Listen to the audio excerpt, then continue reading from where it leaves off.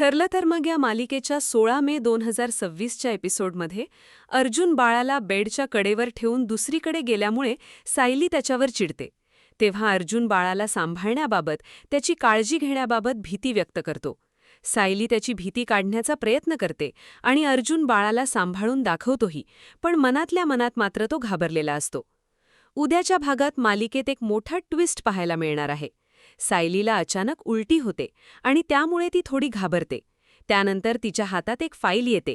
त्या फाईलमध्ये आईपण, गर्भधारणा आणि बाळाबद्दल अनेक गोष्टी लिहिलेल्या असतात.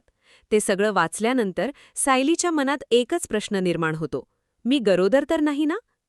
सायली पूर्णपणे विचारात पडते. तिच्या चेहऱ्यावर आनंद, भीती आणि संभ्रम अशा सगळ्याच भावना दिसत असतात. इतक्यात अर्जुन तिथे येतो. तो सायलीशी बोलताना म्हणतो की बाबा जे बोलले ते मला पटतं.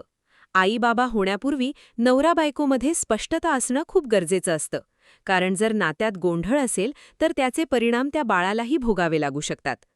अर्जुनचं हे बोलणं ऐकल्यानंतर सायली आणखी शांत होते. तिच्या मनात अनेक प्रश्न सुरू होतात. जर ती खरंच प्रेग्नेंट असेल तर पुढे काय होणार? अर्जुन ही बातमी ऐकून आनंदी होईल की आणखी काही गैरसमज निर्माण होतील?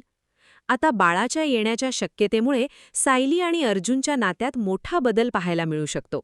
त्यांच्या नात्यात जवळीक वाढणार की नवीन वाद सुरू होणार हे पाहणं उत्सुकतेचं ठरणार आहे.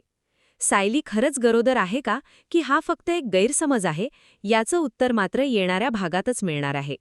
अशाच मालिकांचे ताजे अपडेट्स जाणून घेण्यासाठी मालिका बझ मराठीला आत्ताच सबस्क्राईब करा आणि बेल आयकॉन प्रेस करायला विसरू नका.